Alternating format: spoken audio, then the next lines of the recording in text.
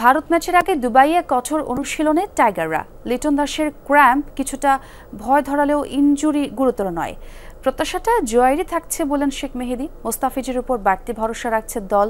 সুযোগ পেলে নিজের সেরাটা দিতে চান এই অলরাউন্ডার। অনুশীলন দেখে বিস্তারিত জানাচ্ছেন সহকর্মী রঞ্জন শান্ত। ভারতের বিপক্ষে মাঠে নামার আগে শেষবারের মতো বাংলাদেশ দলের অনুশীলন। শুরুতেই ফিল্ডিংয়ের ক্ষিপ্রতা দেখালেন টাইগাররা।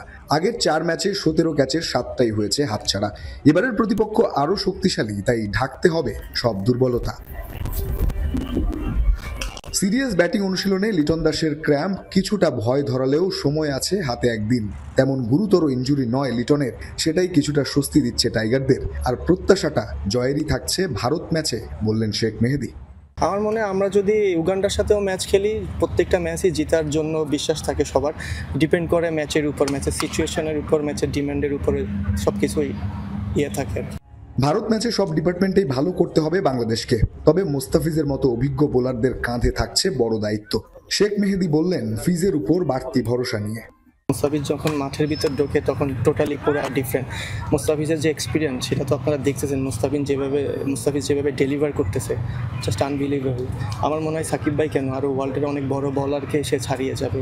সুযোগ পেলেই ব্যাটে বলে নিজের সেরাটাই দিতে হবে। বেশ ভালো করেই জানেন মেহেদী, নিজের পারফরমেন্সের ধার আরও বাড়ানোর প্রত্যাশা এই টাইগার অলরাউন্ডারের। কে রেড করলো, কে হাইপে তুললো, বা কে আমাকে নিচে দেখতেছে, এটা নিয়ে আমি ম্যাটার করি না।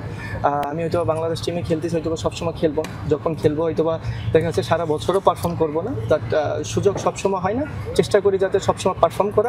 সব মিলিয়ে ৩ ঘন্টার অনুশীলন সেশনে বিরামহীনভাবেই নিজেদের ঝালিয়ে নিয়েছেন টাইগাররা। ভারত বধে সফল হলে প্রত্যাশাটা আকাশ ছোঁয়ার। দুবাইয়ে পাকিস্তানের বিপক্ষে এমনই বড় বড় ছক্কা হাঁকিয়েছেন অভিষেক শর্মারা। আর সেখান থেকে ইন্সপায়ার্ড হয়ে সেই ভারতের বিপক্ষে বাংলাদেশ দলও খেলতে চায় বড় শট, ঝরাতে চায় ছক্কার বৃষ্টি। সেই অনুশীলনই নেটে করছেন সাইফ, জাকের, তানজিদ তামিমরা।